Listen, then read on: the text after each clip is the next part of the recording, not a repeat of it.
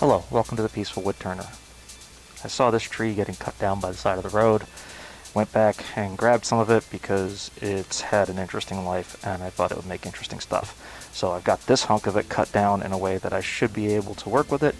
I also don't do this very often where I actually just cut something into kind of a half round as a blank and then make something out of it. So this should be interesting. So it does have some checking, but the checking doesn't go very deep. We should be good with that. Somebody told me online that this is basswood. I don't think so. It doesn't seem like it's hard enough. A lot of the other trees in the area were maple, so I think this might be maple, but not really sure. If you have a guess, let me know. And I'm going to start off relatively slow. As you can see, I'm between centers right now. That's because I want to get this down a little flatter before I switch over. I thought about putting a mortise in here so that I could put it on the chuck, but I didn't feel like I was going to get that straight enough, and then I was going to have something that was really wobbling a lot. So I'm starting off like this, and as always, this is found wood. Be very careful with found wood. I've gone over this. I don't find any nails, screws, wires, any sign of that kind of stuff, but I'm being very careful. I've got my dust collection, my face shield, and everything else going. So I'm going to start off slow, and I'm going to start off with the spindle gouge, just kind of take this down to round.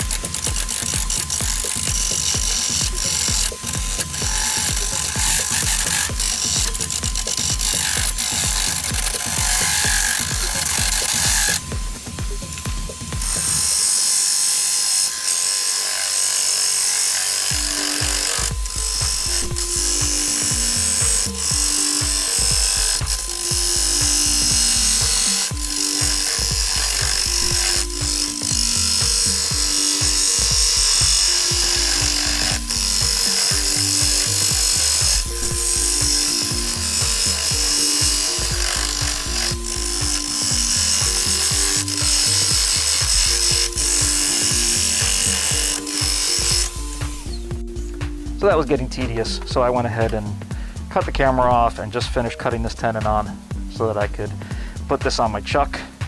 So now I'm ready to get started working on it a little bit more. I'm going to switch out my tool rest because I don't like that curve coming back towards the chuck if I don't need it to.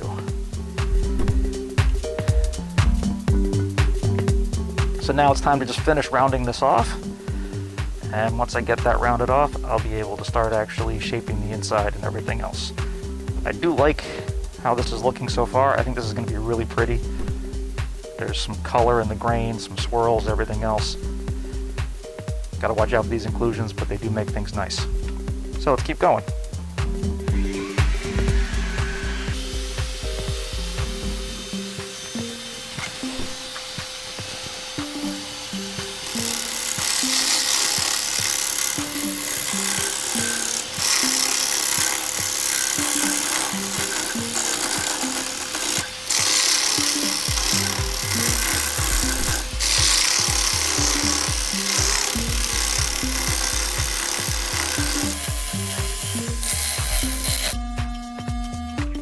I apologize for the instability of my camera mount. Apparently it wants to hang down instead of being the way I had it, so I've got things adjusted a little bit. It should be much more stable for you now. And hopefully that didn't mess up the shot too much and I can just edit it and then you won't even see it.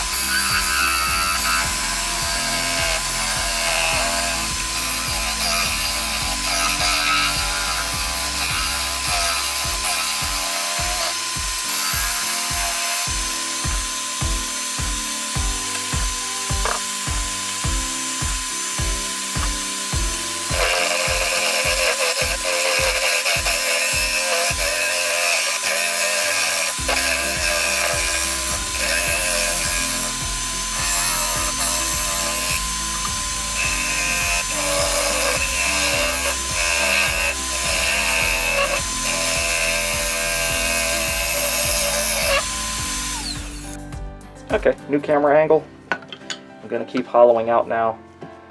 I'm going to be going a good bit faster. I've had it up to about 1200 RPM, so I'm going to get it up a bit higher, at least 1400, maybe even more.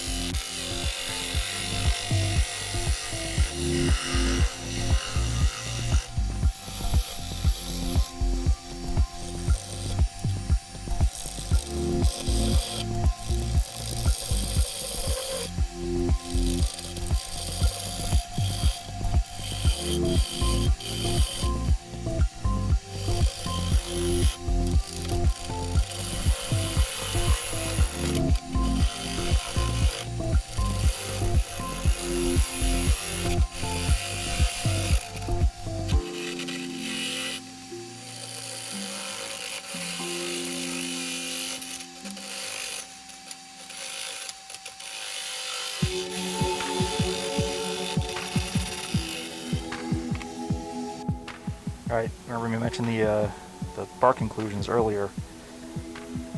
It's kind of hard to tell on the camera, but this is actually an opening right here, where some of the bark inclusion from the outside, which is that one flat spot that I was working on over here that never quite got rounded, that's right near it, and then there's a little bit of inclusion at the base of the bulb. But that's where this is coming through from. So that means time to stop hollowing.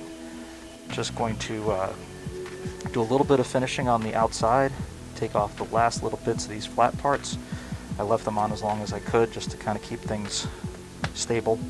So I'm going to take those down to round, and then we'll start working on sanding and finishing.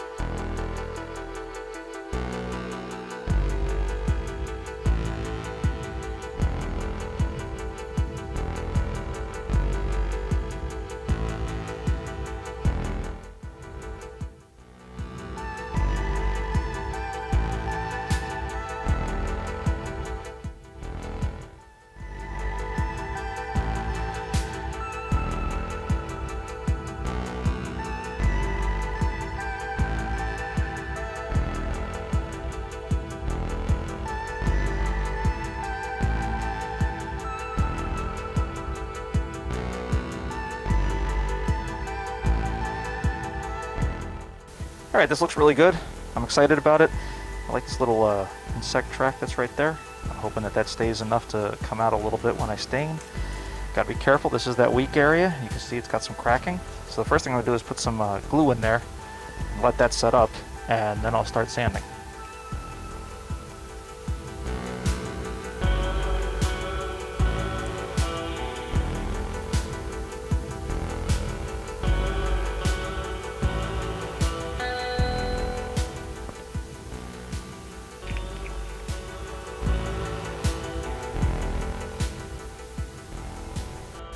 Alright, I put glue in there, I rubbed some shavings in. In my head it gives it a matrix to stick to and help hold everything together. I'm probably actually making it weaker. You can see there's some other cracking and stuff here, so I'm going to go nice and slow and careful and easy.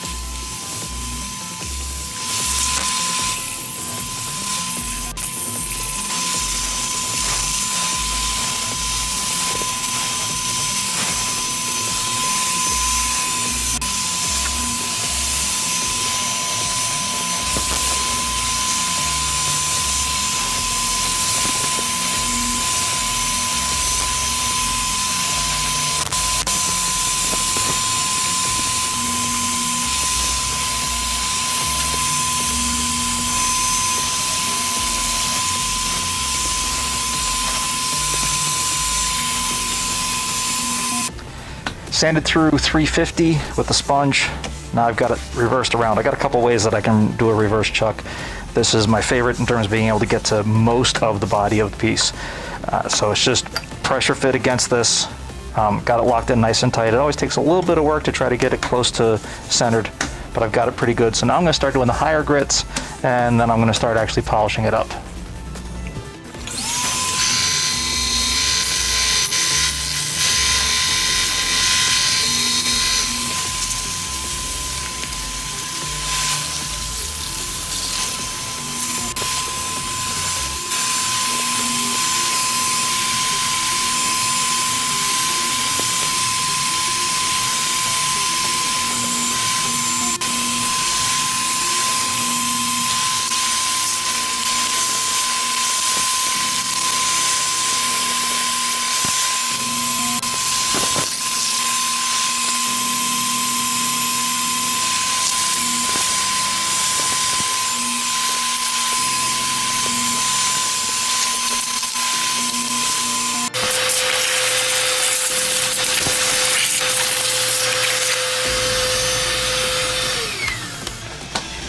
I think it's really cool if you sand it enough, it actually gets shiny, seems hard and everything else. So I'm gonna do a couple last steps. We'll see how this comes out. Okay, you ever use this stuff? I've tried it a little bit. I think I need more experience and practice with it. So what it says, sand to 600. I'm already up to 2000, but sand to 600. Apply it with a clean cloth. I don't think it's a problem if I use a paper towel.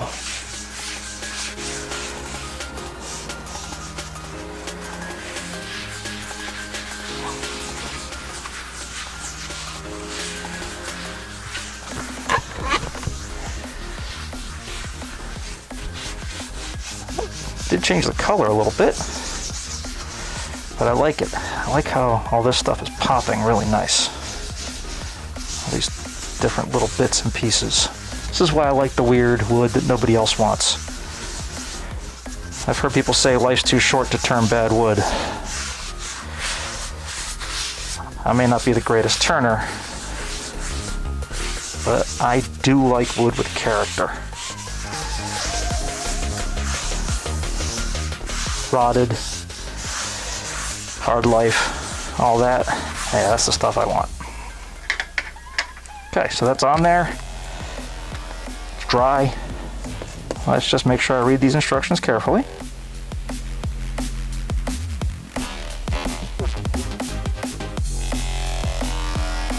Okay, turn the lathe on and work it in. So start with the same rag, right? So start with the same rag.